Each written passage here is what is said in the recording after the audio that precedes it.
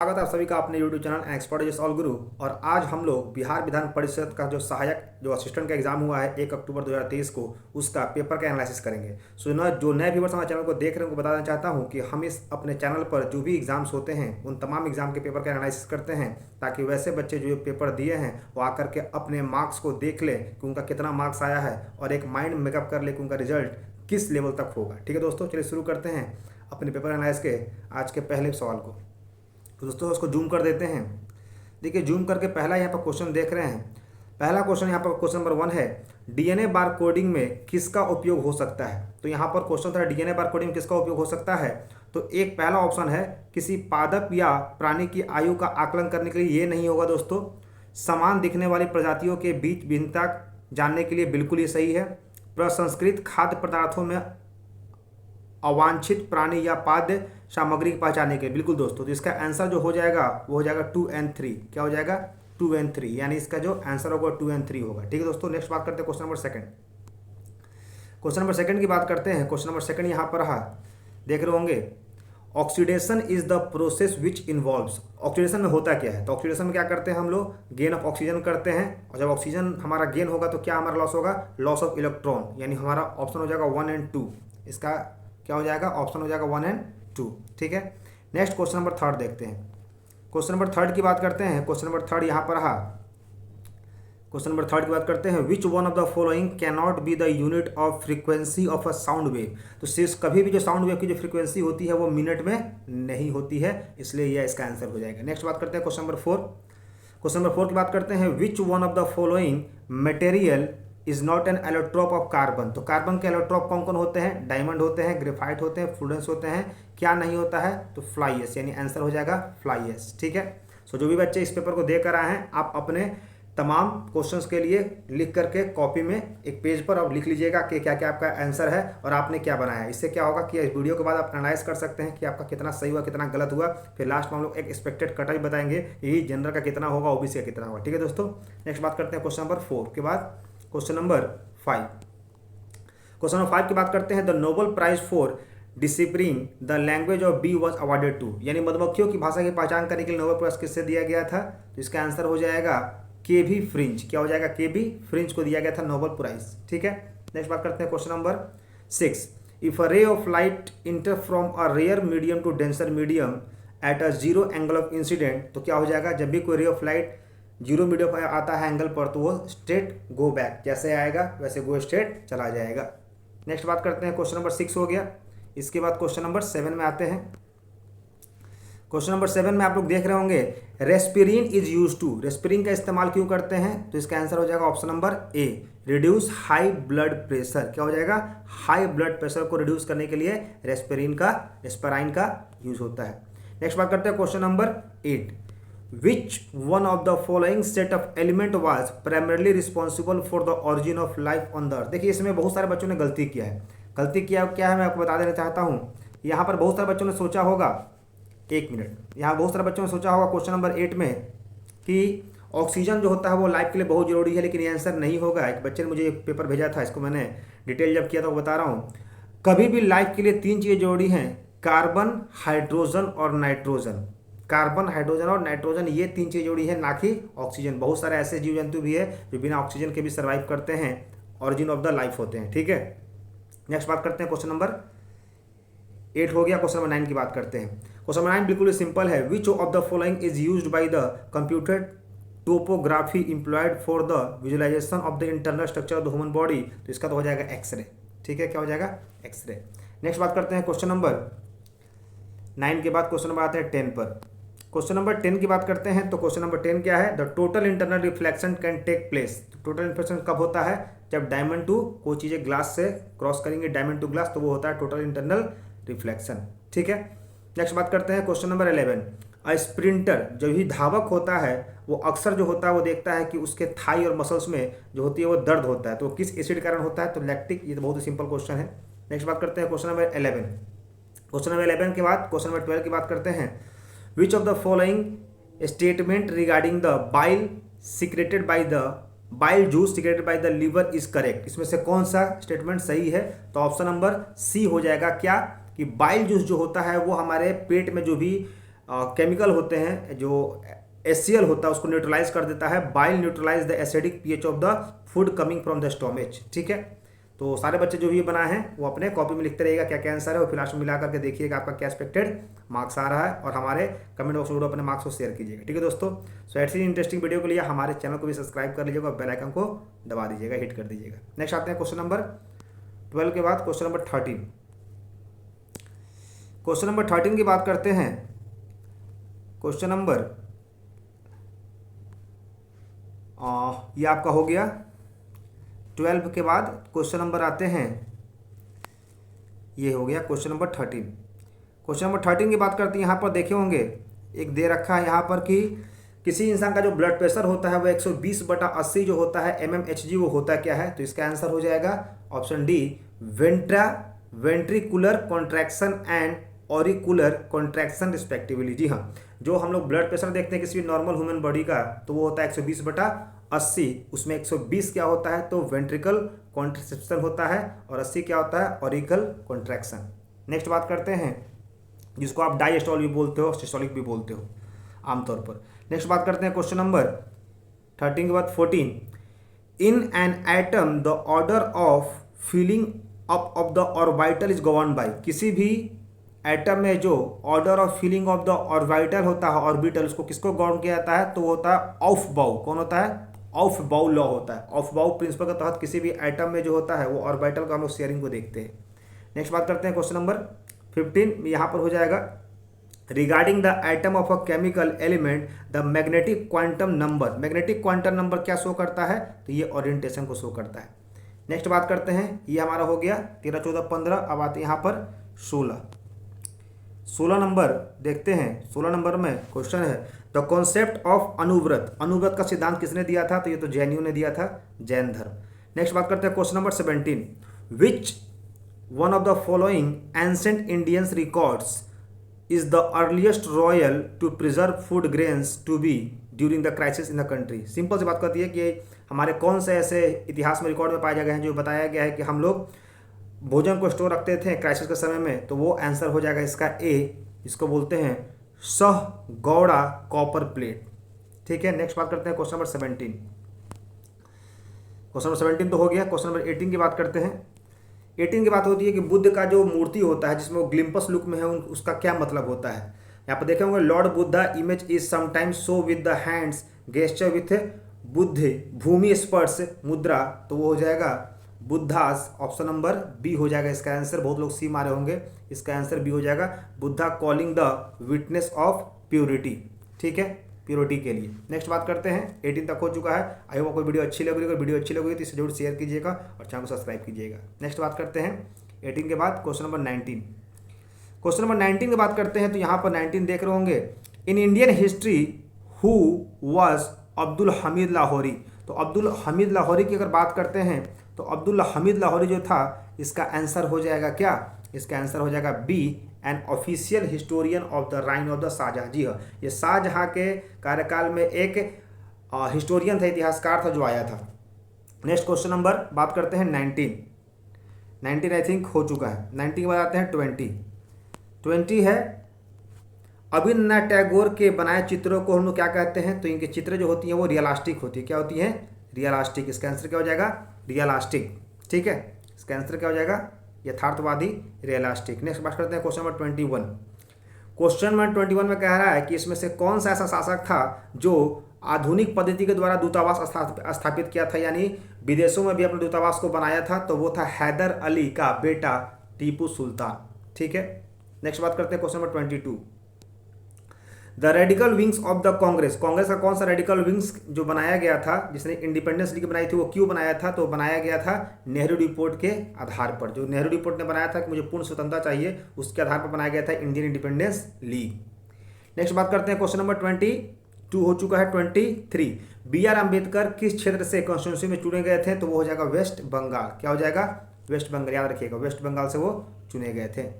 Next बात करते हैं क्वेश्चन नंबर 23 तो हो गया। 23 के बाद आते हैं 24।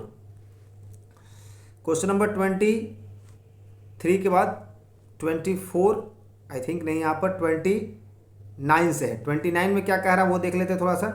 29 में वही कह रहा है कि अगर कोई व्यक्ति कहाँ पर बैठा हुआ तो कोई भी जो होती है वो स्टार हॉरिजेंटली जाएगा। तो याद रखिएगा कोई व्यक्ति अगर इक्वेटर पर बैठा हुआ तभी उसको कोई भी जो स्टार जो होंगी वो हॉरिजेंटली राइज होते हुए दिखेंगी। ठीक है, ये क्वेश्चन भले ही आउटपुट आगे पीछे हो सकता है। इस जो बच्चे ने भेजा था ये सीरीज जो सेट का सीरीज था वो बी था, किसी का ए हो सकता है, किसी का सी, किसी का डी। याद रखिएगा क्वेश्चन का आंसर क्या होगा, इक्वेटर होगा। और इक्वेटर से आप देख सकते हैं कि कोई भी जो स्टार्स है वो हॉरिजेंटली जो होता है वो राइज होगा। नेक्स्ट बात करते हैं क्वेश्चन नंबर 30। क्वेश्चन नंबर 30 की बात कर रही है कि डीपीएसपी में कौन सा 42nd अमेंडमेंट के द्वारा ये बातें जोड़ी गई थी। तो याद रखिएगा डीपीएसपी में जो जोड़ा गया था वो जोड़ा गया था पार्टिसिपेशन ऑफ वर्कर। जी हाँ, वर्कर का पार्टिसिपेशन जो डीपीएसपी के माध्यम डीपीएसपी में जोड़ा गया था 42nd अमेंडमेंट के द्वारा 1976। ये बहुत अच्छा क्वेश्चन है और ये बेहतरीन क्वेश्चन माना जाता है। नेक्स्ट बात करते हैं क्वेश्चन नंबर 30। क्वेश्चन नंबर 30 की बात करते हैं। 30 हो चुका है। क्वेश्चन नंबर 31 में बहुत ही सिंपल क्वेश्चन है। 31 consider the following specific stage demographic the transition associated with the economic development. Economic development कैसे होगा, तो पहला क्या था, high birth rate, high death rate, फिर हुआ हाई बर्थ रेट, लो डेथ रेट, अभी क्या है, लो बर्थ रेट, लो डेथ रेट। क्लियर है, क्लियर है। क्योंकि लो बर्थ रेट होगा और लो डेथ रेट होगा तो डेवलपमेंट ज़्यादा होगा, सभी लोगों को सभी जरूरतों को आवश्यकता मिल जाएगी। अभी क्या है, ज़्यादा हमारा बर्थ रेट है और लो डेथ रेट है तो डेवलपमेंट तो हो रहा है लेकिन सभी चीज़ें हम लोग को नहीं मिल पा रही है। लेकिन अभी क्या होगा कि अगर लो बर्थ रेट होगा और अगर लो डेथ रेट होगा तो इससे क्या होगा कि हमारी इफिशिएंसी ज़्यादा होगी और सभी लोगों को सब कुछ मिल पाएगी। ठीक है दोस्तों, आई होप आपको वीडियो समझ में आ रहा होगा। नेक्स्ट बात करते हैं क्वेश्चन नंबर 31 के बाद क्वेश्चन नंबर 32 की बात करते हैं। The most important fishing ground the world are found in the, सबसे ज़्यादा मोस्ट इंपॉर्टेंट फिशिंग ग्राउंड कहाँ पाई जाती है, तो warm and cold ocean current जहाँ मिलती हैं वहाँ पर मछलियाँ जो होती हैं वो आती हैं ब्रीडिंग के लिए और वही सबसे इंपॉर्टेंट प्लेस माना जाता है। नेक्स्ट बात करते हैं संसार के सर्वाधिक महत्वपूर्ण, ये तो हो चुका 32। क्वेश्चन नंबर 33 में आते हैं। लेवेंट एक वर्ड इस्तेमाल किया गया है, अक्सर देखा जाता है लेवेंट। लेवेंट जो होती है वो न्यूज़ में देखा जाता है। लेवेंट का मतलब क्या होता है, तो इसका आंसर हो जाएगा A, region along the east of Mediterranean shores. जी हाँ, मेडिटेरियन सोर्स के ईस्ट में जो भी रीजन पड़ता है उसको हम लोग लेवेंट बोलते हैं जोग्राफिकली। नेक्स्ट बात करते हैं 33 हो गया। 33 के बाद आते हैं 33 के बाद आते हैं 33, एक मिनट, ये हो गया 33। हाँ, 33 के बाद आते हैं यहाँ पर, ये हो गया 34 का, ये देखिए ये हो गया, थोड़ा सा जूम करना पड़ेगा, ये हो गया 35 में आते हैं। 35 में कंसीडर द फॉलोइंग, इसको कंसीडर करना है फ्रॉम नॉर्थ टू साउथ। तो नॉर्थ टू साउथ में हो जाएगा इसका आंसर बी। बी क्या हो जाएगा, बी मतलब पहले गंगा आएगी, फिर किशन गंगा आएगा, फिर आपका वैन गंगा आएगा और नीचे में क्या आएगी, पैन गंगा होता है। ठीक है, नेक्स्ट बात करते हैं क्वेश्चन नंबर 36 का क्या होगा, what is the correct sequence of the river Godavari, Mahanadi, Narmada and Tapi. तो पता होगा नर्मदा और तापी जो होती है वो आपके गुजरात में जाती है और गुजरात हमेशा आपका ऊपर होता है, महाराष्ट्र से ऊपर होता है। तो नर्मदा और तापी एक साथ हो जाएगी और गोदावरी जो होती है वो महाबलेश्वर से निकलती है महाराष्ट्र, तो सेकंड पर हो जाएगी, यानी थर्ड गोदावरी, उसके बाद महानदी। क्लियर है यहाँ तक। नेक्स्ट बात करते हैं क्वेश्चन नंबर 36 के बाद क्वेश्चन नंबर 37 की बात कर रहे हैं। ब्लैक कॉटन सॉइल, सिंपल सी है, ब्लैक कॉटन जहाँ भी होगा वो क्या हो जाएगा, आंसर इसका बी हो जाएगा। आपका वोल्केनिक जो चट्टानें होती है उसी हिसाब का क्या बना था, ब्लैक सॉइल बना था। उसके बाद काली मिट्टी जो कपास की होती है। उसके बाद क्वेश्चन नंबर 38 आते हैं। 38, आचार्य विनोबा भावे ने जो भूमि दान सिस्टम किया था, भूदान सिस्टम शुरू किया था, वो कहाँ शुरू किया था, तो वो तमिलनाडु के एक जगह है जिसको बोलते हैं पोचमपल्ली। ठीक है, नेक्स्ट बात करते हैं क्वेश्चन नंबर 38 हो गया। 39, which of the following is stated the constitution of India.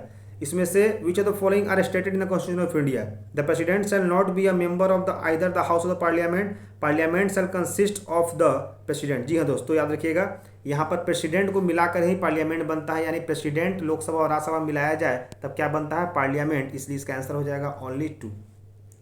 ठीक, नेक्स्ट बात करते हैं क्वेश्चन नंबर 39 तक हो गया। 39 तक हो गया, आप लोग को यहाँ तक क्लियर हो गया। तो ये हो गया 39 तक। उसके बाद आते हैं 40 की बात करते हैं। तो 40 यहाँ पर देखिएगा, consider the following statement, an amendment to the constitution of India can be initiated by. तो अमेंडमेंट जो होती है वो कोई भी शुरू किया जाता है, किसके द्वारा, शुरुआत की जाती है लोकसभा के द्वारा। किसके द्वारा, लोकसभा के द्वारा। नेक्स्ट बात करते हैं क्वेश्चन नंबर 40, क्लियर हो गया। 41, द नाइन्थ शेड्यूल किस अमेंडमेंट के द्वारा जोड़ा गया था? तो ये तो बिल्कुल सिंपल है, फर्स्ट अमेंडमेंट के द्वारा। फर्स्ट अमेंडमेंट कब हुआ था? 1951।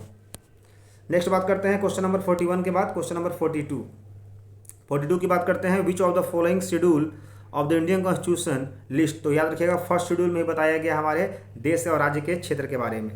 नेक्स्ट बात करते हैं question number 43। Which of the follow commission व सेटअप? तो याद रखिएगा किसी भी कमीशन में जो आर्टिकल होता है तो आर्टिकल इसमें से सिर्फ एक ही का आर्टिकल है, वो है इलेक्शन कमीशन। इलेक्शन कमीशन का आर्टिकल है और इलेक्शन कमीशन का आर्टिकल क्या होता है? 324। बाकी जितने की बात करते हैं चाहे वो आपका यूनिवर्सिटी यूजीसी हो, ये सारे के सारे स्टैच्यूटरी बॉडी हैं, इनको कानून के तहत बनाया गया है। जिसको आर्टिकल के तहत बनाया गया उसमें सिर्फ एक ही है, वो है इलेक्शन कमीशन। हो गया 43। उसको आते हैं 44 की बात करते हैं। तो 44 में क्या है? According to the constitution of India it is the duty of the president to cause to be laid before दो। तो इसका दोस्तों ABCD चारों हो जाएगा, इसका आंसर ABCD चारों हो जाएगा, चारों ही हमारा प्रेसिडेंट का ड्यूटी है। नेक्स्ट बात करते हैं उसके बाद क्वेश्चन 50 का सिंपल क्वेश्चन है कि जो दसाव जो है वो कहाँ पर है? तो दसाव जो है वो कहाँ पड़ता है? स्विट्जरलैंड। दसाव कहाँ पड़ता है? स्विट्जरलैंड। नेक्स्ट बात करते हैं where is the national centre of Antarctic and ocean research? तो ओशियन रिसर्च कहाँ पड़ता है? गोवा। कहाँ पड़ता है? गोवा। आपको मैं प्रोनाउंसिएट करता हूँ ताकि आप अपने कॉपी में मिला लीजिएगा आपने क्या किया है, वही जो है आपको आंसर बुकलेट मिला होगा आप उसे मिला लीजिएगा। नेक्स्ट बात करते हैं क्वेश्चन नंबर 52। क्वेश्चन 52 बात करते हैं विच one of the following pair is not match? इसमें से कौन सा मैच नहीं है? तो इसमें से जो लास्ट वाला है इरिक आर कैंडल, ये जो आंसर है ये मैच नहीं है क्योंकि ये लिटरेचर नहीं है। इरिक कैंडल जो मेंडल ये लिटरेचर नहीं है बल्कि ये साइकेट्री, ये भी एक डॉक्टर ही है। इरिक आर जो कैंडल लिटरेचर नहीं है, ये डॉक्टर है, उनका संबंध लिटरेचर से नहीं है। नेक्स्ट बात करते हैं क्वेश्चन नंबर 52 हो गया। 53 में आते हैं। 53 में आते हैं तो 53 में कौन सा? Consider the following statement respect of Bharat Ratna and Padma award. याद रखिएगा इसमें से एक चीज़ जो कहा गया है, जो क्वेश्चन नंबर जो third point, the number of Bharat Ratna award is restricted to a maximum number of 5। ऐसा कुछ नहीं है, 5 नहीं है, मैक्सिमम नंबर भारत रत्न जो देश से दिया जा सकता है वो है 3। यानी इसका ऑप्शन नंबर 1 और 2 सही हो जाएगा आपका। भारत रत्न और पद्म अवार्ड टाइटल 18 के अंदर आता है। उसका दूसरा पद्म अवार्ड जो which were instituted in the year 1954 we are suspended, ये बिल्कुल सही है 1 और 2। 3 इसका आंसर नहीं होगा। नेक्स्ट आते हैं दोस्त क्वेश्चन नंबर 53 के बाद 54 में। 54 की बात करते हैं 2011 की अगर बात करते हैं डेटा का, तो सबसे ज़्यादा डेंसिटी किस स्टेट में है? तो अब गर्व की बात है हमारे बिहार में है। आंसर क्या हो जाएगा हमारा? बिहार। नेक्स्ट बात करते हैं question number 55। Who has been awarded 57th award Jnanpith award? तो 57 ज्ञानपीठ अवार्ड दिया गया है दामोदर मौजो। किसको दिया गया? दामोदर मौजो। नेक्स्ट बात करते हैं तो 55 यहाँ तक तो हमारा जीएस रहा। 55 यानी 55 क्वेश्चन हमारे जीएस के आए थे। जीएस यानी वैसे जीएस जो हमारे कह सकते हैं कि आप बिल्कुल इसको हम लोग बोल सकते हैं इजी टू मॉडरेट कह सकते हैं। उसके बाद कहते हैं थोड़ा सा ये आपका रीजनिंग का क्वेश्चन है। तो रीजनिंग में इसका सिंपल सा हो जाएगा, मैंने इसको बना लिया है, आप इसको बना करके चेक कर लीजिएगा जिन्होंने बनाया होगा। पहला इसमें क्वेश्चन कह रहा है, पहला क्वेश्चन इसमें रीजनिंग का कह रहा है कि माँ कौन है इसमें? तो जो फैमिली ट्री बनाएगा उसमें माँ आ रही है ई का पति कौन है? ई का पति हो जाएगा ए। उसके बाद समूह में कितने पुरुष सदस्य हैं? तो हो जाएंगे 3। एफ ई से किस प्रकार संबंधित है? तो वो हो जाएगा उसका बेटा। और निम्नलिखित भाइयों में से समूह कौन सा है? यहाँ पर देखिए निम्नलिखित में से भाइयों का समूह कौन सा है? यहाँ पर मुझे थोड़ा क्वेश्चन में एरर लगा क्योंकि यहाँ पर भाई का समूह नहीं बन रहा है, एक बाप का समूह बन रहा है और 2 भाई का। तो भाइयों का समूह को जो है ABF, इसको मुझे क्वेश्चन थोड़ा डाउट लगा, मैंने बनाया। आपको कैसा आंसर है बताइएगा इस कमेंट में कि ये आपको भाइयों का जो समूह है, ये भाइयों का समूह भाई सिर्फ 2 ही बन रहे हैं, भाई सिर्फ 2 ही बन रहे हैं। एक बन रहा है ए, एक बन रहा है ए बन रहा है जो ई का पति है, और दूसरा उसका बी, और उसका एफ की बात करते हो उसका पिता हो जाता है। तो भाइयों का समूह मुझे 2 ही बन रहे थे, यहाँ पर 3 है, इसलिए मैंने क्वेश्चन को छोड़ दिया। आप बताइएगा आपने इसका क्या आंसर दिया है, क्योंकि मेरा मानना है कि गलत बनाने से अच्छा उस क्वेश्चन को छोड़ दिया जाए, क्योंकि छोड़िएगा तो बेटर परफॉर्म कीजिएगा, गलत बनाइएगा तो हमेशा बार बार गलती कीजिएगा। नेक्स्ट क्वेश्चन नंबर 35 के बाद बात करते हैं क्वेश्चन नंबर 66 की बात करते हैं। तो 66 में तो बिल्कुल सिंपल सी बात थी, यहाँ पर आपको इसको x मान के बना लीजिएगा, तो यहाँ पर x की वैल्यू जाएगी 82। फिर बात करते हैं 67 में, तो देखो यहाँ क्या है 18 दूनी 36, और 36 में से 6 घटा देना है। उसके बाद 36 दूनी 72, 72 में से 6 घटा देना है तो आ जाएगा 66, जो आपको मैंने आंसर बताया है लॉजिकली किस तरह से मैंने बनाया है। उसके बाद 17 और 52 है, तो 17 या 51 है, एक जोड़ दिया गया है और 1 × 3 और उसमें एक जोड़ देंगे तो आंसर हो जाएगा 4। ठीक है, ये आंसर हो जाएगा 4। उसके बाद 3 का अगर 3 का 5 पर यानी 3 का पावर 5 होता है तो 243 होता है, वैसे ही 5 का पावर अगर 5 होता है तो आंसर हो जाएगा 3125। क्या हो जाएगा 3125, ये इसका आंसर हो जाएगा। ठीक है दोस्तों, आपने क्या बनाया है कमेंट्स बताइएगा और अपने मार्क्स को भी शेयर कीजिएगा कि आपका क्या आंसर आया है। उसके बाद 20 और 11 की बात करते हैं और 120 की, तो यहाँ पर देख रहे होंगे 11 दूनी 22, 11 दूनी 22 में से 2 कम कर दिया है 20 और 52 दूनी 104, 2 कम कर दिया है तो हो जाएगा 52। ठीक है, आई होप आपको कॉन्सेप्ट समझ में आ रहा होगा। नेक्स्ट बात करते हैं क्वेश्चन नंबर, ये तो हो चुका आपका। अब क्वेश्चन नंबर 71 की बात करते हैं। 71 की बात करते हैं। देखो 71 में लॉजिक क्या है, यहाँ पर आप देख रहे होंगे ABCDEF यानी 6 तक आ रहा है, FGHI फिर 3 आ रहा है। वैसे ही देख रहे होंगे H के बाद जो मैंने आंसर टिक किया है H क्या है GHIJKLM, जैसे BCDEF 5 यहाँ तक हो गया, F उसके बाद GHI 3, वैसे ही आप लोग देख रहे होंगे H के बाद GHIJKLM 5 हो गया, M के बाद NOP 3 हो गया, इसलिए ये सही है लॉजिकली। उसके बाद करें BC, तो BC देख रहे होंगे जहाँ खत्म हो रहा है वो हो जाएगा CDE, 3 अंक हो जा रहा है, 3 अंक। फिर देख रहे हो 2 अंक आ रहा है DE, वो D और E एक साथ उठा रहा है। फिर इसका जो 2 डिजिट है, जिसका 2 डिजिट है इसका लास्ट, यानी जो 3 डिजिट है उसमें से एक डिजिट, जो 3 डिजिट है उसमें से एक डिजिट, जो 3 डिजिट है उसमें से 2 डिजिट उठा रहा है। जैसे देखिए पहला है BC, समझिएगा पहला है BC, तो BC में एक डिजिट यानी 2 डिजिट का लास्ट एक डिजिट उठा रहा है तो हो जा रहा है CDE। जब वो 3 डिजिट हो गया तो उसका 2 डिजिट उठाता है D और E। ठीक है, फिर अगर 2 डिजिट की बात करते हैं D और E तो क्या हो जाएगा EFG। अब यहाँ पर 3 डिजिट है तो फिर इसका क्या उठाएगा 2 डिजिट FG, क्लियर है। अब फिर 2 डिजिट है तो एक डिजिट उठाएगा G, तो G के बाद क्या आता है GHI।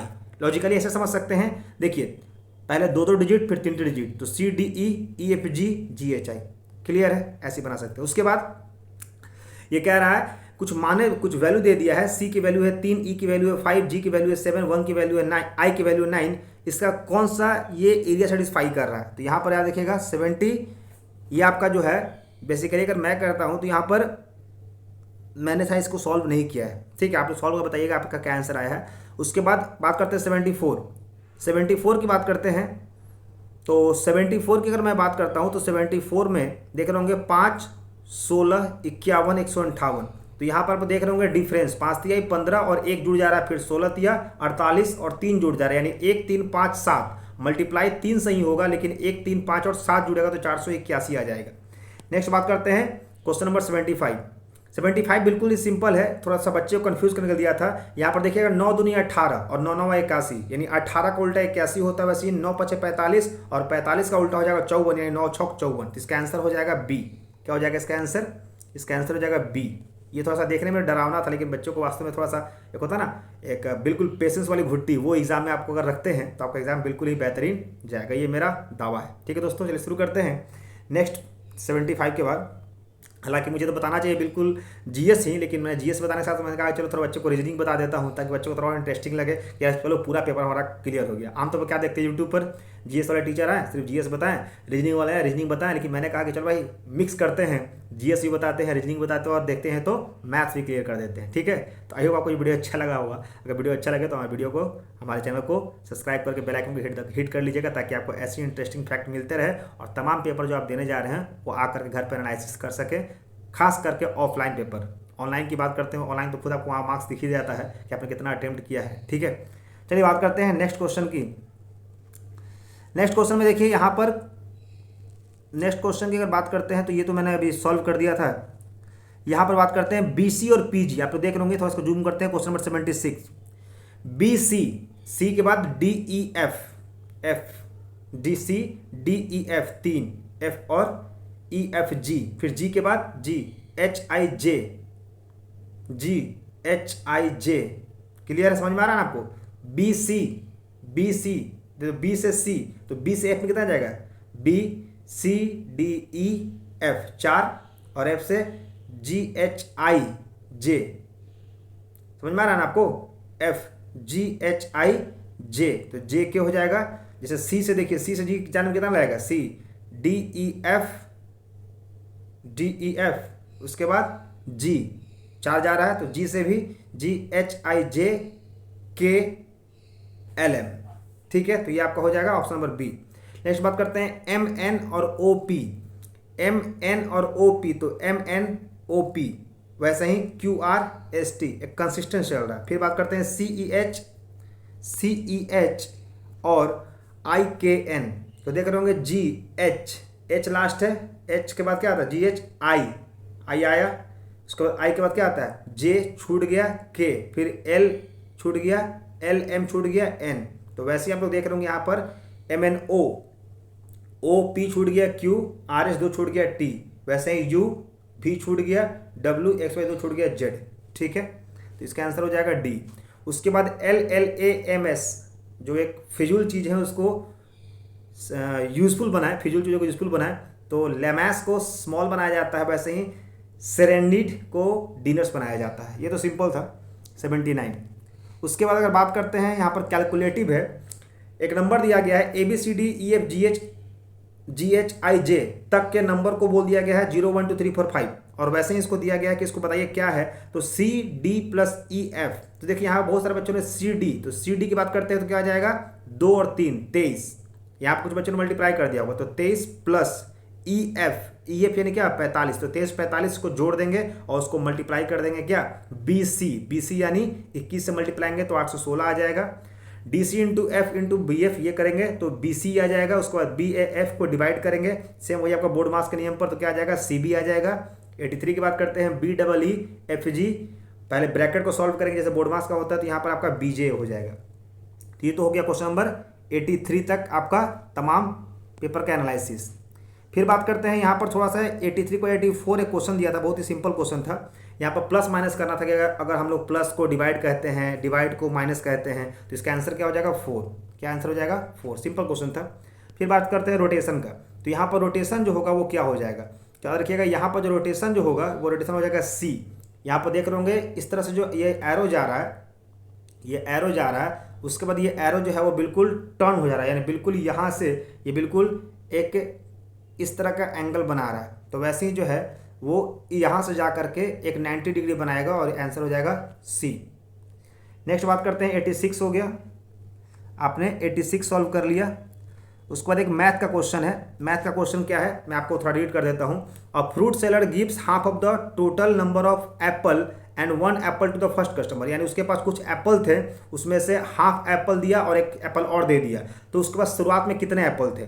याद रखिएगा आंसर हो जाएगा बी। ये काफ़ी सिंपल क्वेश्चन था। जैसे मान लो 20, तो 20 का आधा हो जाएगा कितना 10 एप्पल दे दिया और एक और एप्पल दे दिया यानी 11, उसके बाद फिर बचे कितने 9 एप्पल। उस 9 एप्पल का 1/3 जो है 1/3, तो 9 का 1/3 यानी कितना हुआ 3 एप्पल दे दिया और साथ में एक और एप्पल दिया यानी 4 एप्पल, तो 9 में से 4 चला गया, उसके पास रिमेनिंग क्या बचा 5। तो ये जो ऑप्शन आ रहा था ना, आप लोग ऑप्शन से भी हिट कर सकते हैं। ऐसे क्वेश्चन को आंखों से ही देखकर बनाते हैं मैथ्स, कहते हैं ना मैथ्स हार्ड नहीं होता, ऐसे क्वेश्चन को आप आंख से बना सकते थे। और लास्ट में उसके पास क्या बच रहा है, तो कह रहा है remaining 1 apple to the third customer, second and 1/5 of the remaining and 1 apple to the third customer. तो उसके पास कितने बचे थे, तो लेफ्ट उसके पास बचे होंगे left, he left with the apples, how many apples he have the beginning, तो उसके पास बिगिनिंग में कितने थे, उसके पास बिगिनिंग में 20 एप्पल थे। ठीक है, नेक्स्ट क्वेश्चन नंबर 86 हो गया। क्वेश्चन नंबर 87 में आते हैं। 87 में आपका सिप वाला है, ये आप आंसर देखिएगा आपने क्या बनाया है इसका। उसके बाद 88 की बात करते हैं। 88 में इसका आंसर हो जाएगा 71%, जो वैल्यू निकालिएगा x³ था y² था। उसके बाद बात करते हैं क्वेश्चन नंबर क्या है इसका, क्वेश्चन नंबर है 89।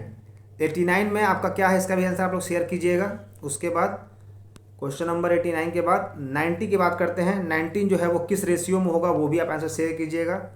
उसके बाद 91 का तो बिल्कुल सिंपल आंसर है, इसका हो जाएगा 18, 35, 50, यानी कोई भी जो नंबर है जो स्टूडेंट्स के, जैसे आर्ट्स है, कॉमर्स और साइंस है, वो कितने हैं 3:5:8, और 3 में 20% का इंक्रीमेंट हो गया, 5 में 40% का इंक्रीमेंट हो गया और 8 में 25% का, तो इसको आप 100 मान कर भी कर सकते हैं। तो आंसर कितना आ जाएगा 18, 35, 50। ठीक है, तो 91 हो गया। 91 की बात करते हैं।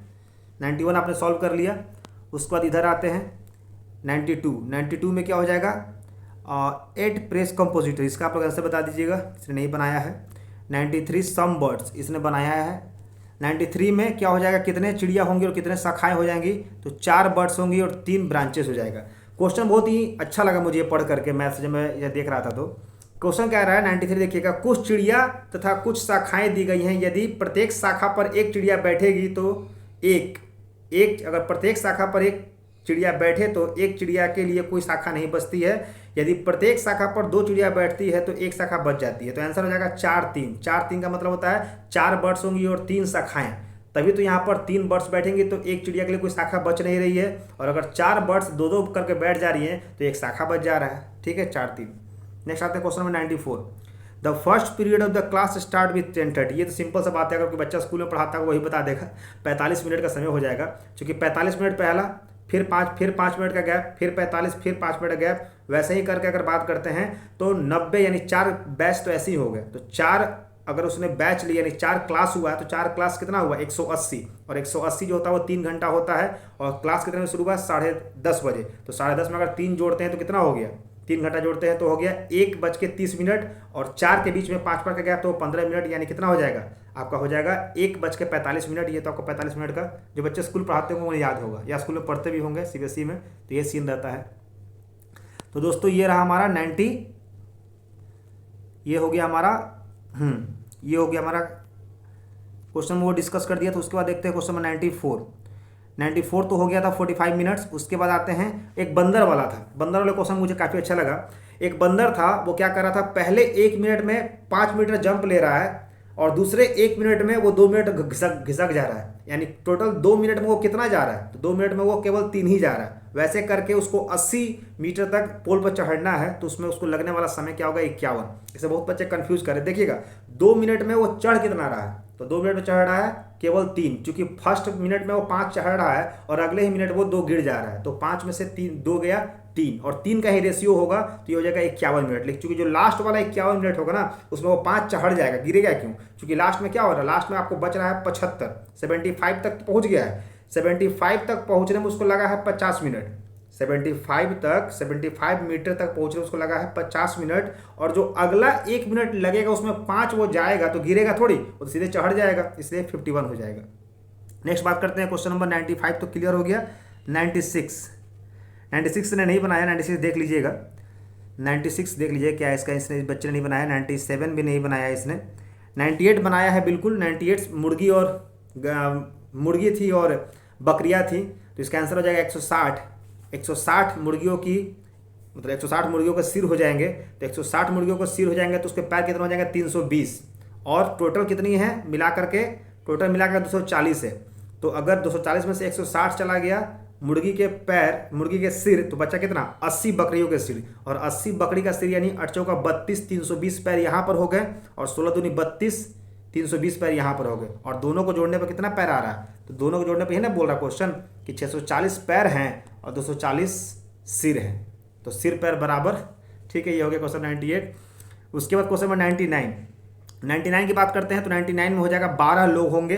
कैसे हो जाएगा, 12 है तो 11 से मिलाएगा, 11 है तो 10 से मिलाएगा, वैसे ही करते करते लास्ट में एक इंसान किसी से नहीं मिलाएगा तो हो जाएगा 66।